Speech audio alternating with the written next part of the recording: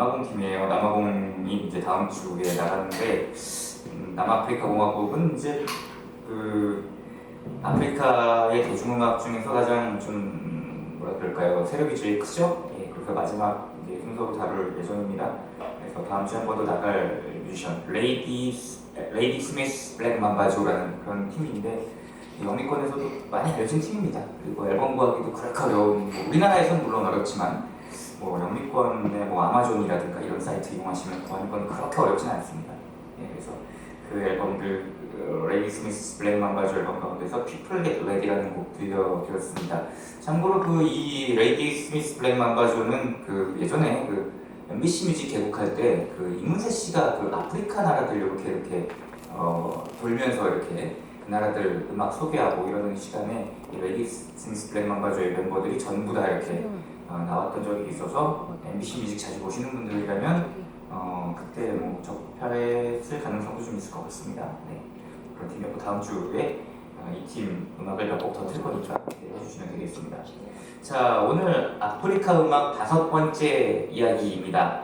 지난번까지 이제 북서부 아프리카들을 쫙 돌아보고 사실 북서부 아프리카가 그런 나라들이 이제 프랑스나 이쪽에 이제 음악들이 수출되는 그러한 얘기들을 해드렸는데 사실 북서부 아프리카의 음악들 데이터베이스는 사실 1년 내내 그 나라들 음악들만 설명해도 모자랄 정도로 굉장히 많은 데이터베이스를 자랑합니다.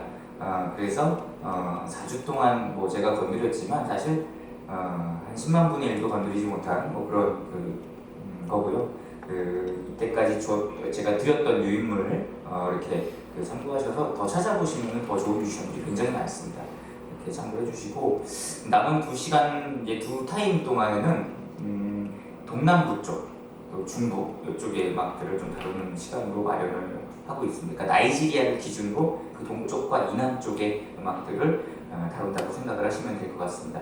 여러분들이 이제 많이 좋아하시는 커피의 나라들 주로 이제 많이 나올 것 같습니다. 지난 시간까지 우리가 이제 다뤘던 나라들을 살펴보면 이제 맨 위쪽에 이슬람권에 해당하는 알제리 같은 나라들도 그렇고, 그다음에 나이지리아, 또 말리, 또 세네갈, 기니, 또 기니비사우, 적도 기니도 있을 거고요. 이런 나라들 상당수가 이제 북서부에 아프리카 지도가 이제 기역자로 이렇게 됐을 때 이쪽에 있는 그런 나라들이 이제 그런 제 4주 동안에 드렸던 그런 나라들의 레퍼토리였던 것 같습니다.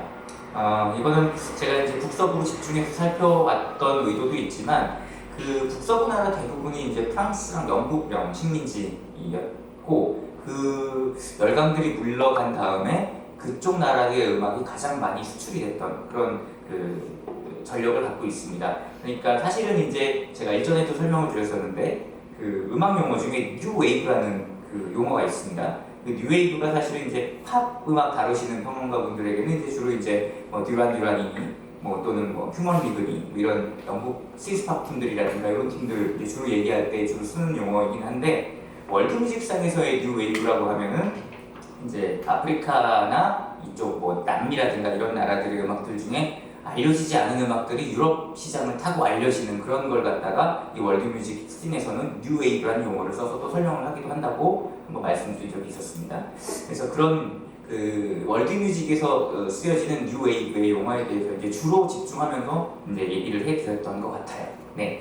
그래서 이제 여기 보면은 제가 두 번째 문단에 나이지리아를 비롯해 동쪽 카메룬, 적도 인근에 이제 적도에 이제 국경을 걸치고 있는 아프리카 국가들을 보면 제가 이제 그런 가장 좀 강조했던 내용이 뭐냐면은 아프리카 대륙이 이제 열강들에 의해서 이게 침략이 됐을 때 이제 부족 단위로 영토를 나눈 것이 아니라 이제 베를린 회담, 제가 베를린 조약으로 설명을 해드렸던 정확한 용어는 베를린 회담이라고 하더라고요. 19세기의 베를린 회담을 통해서 열강들이 이제 너는 이 땅 가져, 나는 이 땅 가질게 이렇게 구역식으로 나눈 그런 상황. 그러니까 부족의 어떤 그런 영역을 전혀 생각하지 않는 그런 상황에서 나눈 채 이제 1960년대 들어서 이제 이 아프리카 나라들이 유엔에 의해서 독립을 하고 난 다음에 이제 열강들이 물러나면서 그 원치 않는 그 영역으로 나라를 가지게 된 이제 부족들끼리 이제 치고받고 싸우는 뭐 그런 그 부분들이 있었다라는 거를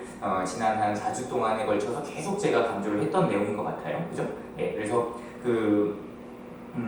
그래서 이제 그런 설명들을 다 해드렸는데 지금 다뤄드릴 카메룬이나 뭐 콩고, 뭐 케냐 이런 나라들, 또 가봉 이런 그런 나라들은 사실 이런 그 아프리카 전반의 히스토리에 가장 전형적인 그런 역사를 걸어왔다고 생각을 하시면 될 것 같아요. 그래서 그 사실은 그 뭐 말리나 이런 나라들은 좀 그런 게 좀 덜한데 또 케냐나 뭐 탄자니아 이런 나라들은 좀 그런 게 뭐 그렇게 심하진 않은데 이런 그 카메룬부터 시작해서 적도에 걸치고 있는 서부 중부 나라들은 여러 부족들이 이제 그 독립 이후에 여러 부족들끼리 얽혀 있었고 그 부족들 간에 이제 내전을 하는 뭐 그런 그 상황들이 많았다라는 거는 이제 계속 제가 설명해 드렸던 부분인 것 같습니다. 그 특히나 그 수단, 최근에 그 남수단과 북수단으로 갈라진 수단 같은 경우는 아주 대표적인 경우였고요. 그다음에 지금 뭐 해적들이 들끓는 그 소말리아 같은 경우도 사실은 그 해적들이 들끓게 된 것은 이 부족들 간의 내전 뭐랄까요, 좀 뜻이 안 맞아서 계속 싸움박질했던 그 결과로 좀 계속 이어지고 있는 그런 상황입니다. 사실은 그러니까 뭐 소말리아 내전 그러면 저놈들 뭐 미개 갖고 저런 싸움이나 하고 앉았다라고 생각하시는 분들이 많지만 사실은 소말리아나 수단의 그런 내전들은 영미권과 서구 열강들에 의한 그런 원인이 더 큽니다, 사실은. 네, 그런 것들을 이제 숨기기 위해서 이제 뭐 서구 시대들이 이렇게 힘을 쓰고 그런 상황이 이제 이어지고 있다고 이제 알 수 있는 거죠. 네. 그래서 지금까지 이렇게 그 보면은 동쪽과 남쪽 나라들 음악들 해갖고 제가 첫 번째 카테고리 첫 번째 주제까지 이렇게 설명을 쭉 해드린 겁니다. 네. 자, 그러면 여기 뭐 대충 그렇게 좀 계획을 잡으시고 카메룬으로 이제 가보겠습니다. 자, 카메룬은 사실 아프리카에서는 물론 우리나라 기준으로 봐서는 카메룬은 굉장히 못 사는 나라입니다만 사실은 그 아프리카 여러 나라들 중에서는 그나마 좀 괜찮은 나라 중에 하나로 손꼽힙니다. 카메룬 하면 우리가 이제 그 축구로 많이 알고 있습니다. 그죠? 예. 그 지난번 남아공 월드컵 때인가요? 브라질 월드컵 때인가 굉장히 매너가 좋지 않은 축구 경기를 해갖고 빈축을 한 적이 있었죠. 예.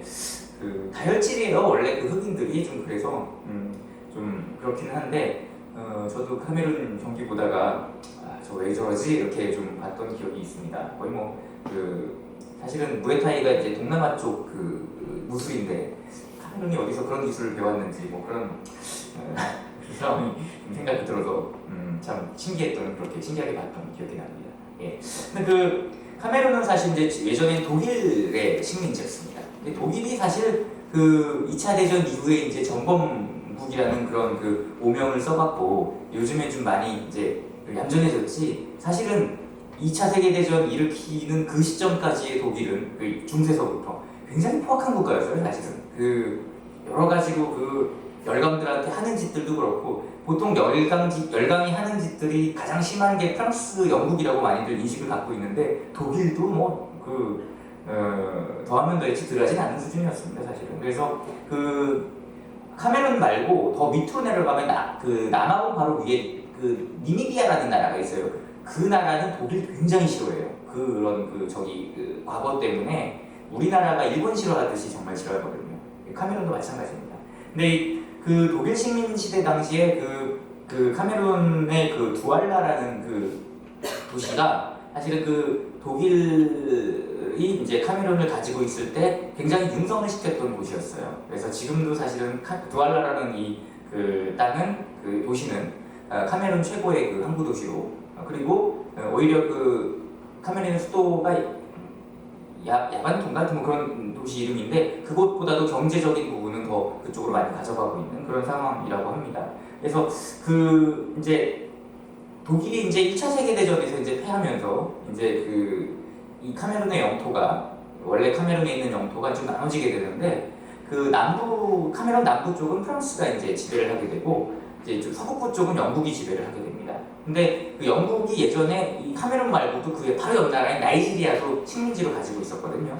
근데 그 식민지의 어떤 그 지배를 좀 더 좀 편안하게 하려고 이 서북부 영토 일부를 좀 쪼개서 나이지리아 합치자 이런 그런 역사가 있어요. 그래서 그런 과정을 거치면서 그 이쪽 일부가 이제 나이지리아 영토로 이제 편입이 되는 뭐 그런 그 상황이 있었는데, 그 때문에 지금 그 독립을 한 다음에 카메룬하고 나이지리아하고 그 땅, 그 사이에 그 남부 쪽 땅 한 조금 기다란 그 땅 가지고 이제 영토 분쟁을 한 그런 그 역사도 있습니다. 자, 그 뭐 그런 카메룬의 나라의 어떤 현대사는 뭐 그 정도로 이제 정리를 하기로 하고요. 그다음에 그 카메룬의 대표 음악인 마코사라는 음악을 좀 소개를 해드리도록 하겠습니다.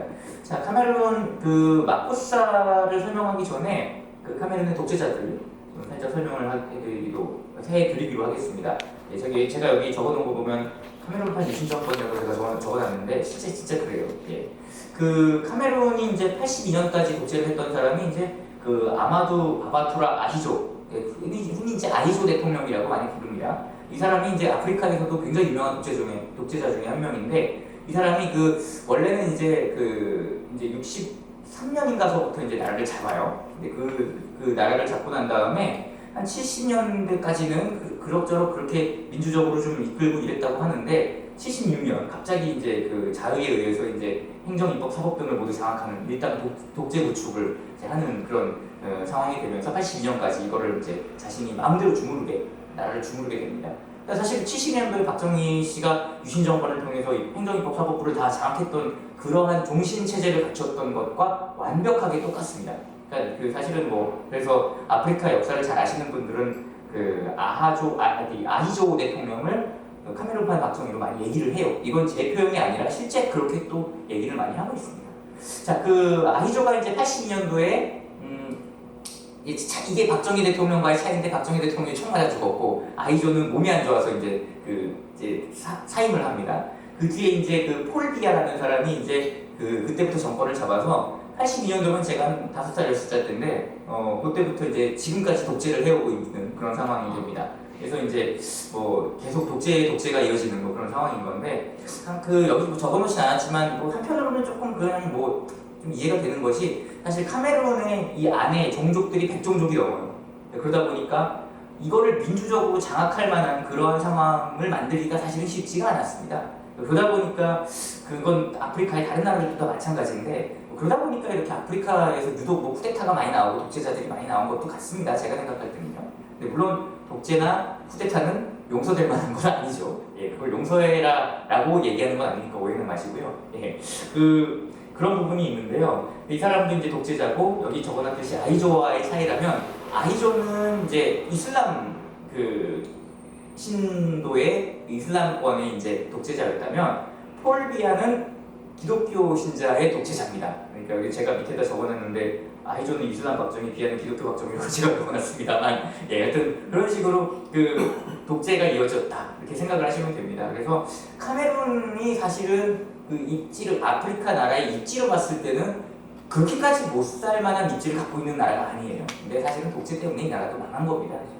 그렇기 때문에 그런 부분들이 있고요. 그다음에 제가 왜 근데 이 마코사 음악을 설명하기 전에 이제 그 독재의 어떤 그런 부분들을 설명해 드렸냐면, 마코사라는 음악이 이 82년까지 이제 독재를 했었던 아히조에 의해서 사실은 세계 시장에 알려진 경로가 되는 음악입니다. 그래서 좀 신기한 거죠, 어떻게 보면. 이 카메룬이 이제 그 축구를 좋아하는 나라라서 축구협회도 있고 자국 리그도 있습니다. 뭐 비록 뭐 허접하지만요. 예, 그런 저기도 있는데, 1972년 1년도에 카메룬이 아프리카컵 축구 대회를 하나 열어요. 근데 거기서 이제 원래도 이제 자국 리그나 이런 거 할 때 거기 있는 작곡가들한테 이제 그 기념송 같은 거 하나 만들어줘라 이런 부탁을 되게 많이 해요. 아이조가 축구를 워낙에 좋아하니까 이런 건. 근데 대륙컵 축구 대회를 하면 월드컵에서 뭐 이렇게 음반들 나오면 기념 음반들 나오잖아요. 그래서 브라질 월드컵 할 때도 세르지오 멘데스가 작곡한 음악이 계속 우리 축구 경기할 때도 나오고 이랬잖아요. 근데 여기도 마찬가지일 겁니다. 그래서 아이조가 자국에 이제 활동하던 뮤지션한테 이 대회를 위한 곡을 하나 만들어 달라는 부탁이라 쓰고 강요라고 해석하는 그런 부탁을 하게 됩니다. 그래서 이제 이 사람이 거절하면 이제 큰일 날 것 같으니까 이제 해준 거예요. 그래서 이제 A면 이게 LP 싱글로 발매를 했는데, A면은 노래까지 다 담긴 이제 온전한 버전으로 했고요. B면은 이제 우리가 흔히 경음악으로 많이 불렀던 그 인스트루멘탈, 그러니까 노래 빼고 이렇게 집어넣은 그런 그 싱글로 발매를 했는데 이게 바로 소울 마코사라는 그런 곡입니다. 이 소울 마코사를 만든 사람이 바로 마누 디방고라는 사람인데 팝 팬들한테는 조금 덜 알려진 감이 없지 않아 있는데 재즈 팬들에게는 정말 많이 알려져 있는 그런 사람입니다. 자, 이 소울 마코사는 1972년도에 발매가 됐고요. 이듬해 굉장히 그 미국에서도 알려지면서 다운타운까지 굉장히 인기를 누렸던 곡으로 자리를 잡았습니다. 자, 이 소울 마코사의 원곡은 제가 준비가 돼 있습니다만 조금 더 간결하게 편곡을 했던, 그래서 이 마누 디방고가 세네갈의 전설적인 뮤지션인 유스 은두르와 같이 협연을 했던 버전으로 1994년도의 버전으로 오늘 좀 들려드리겠습니다.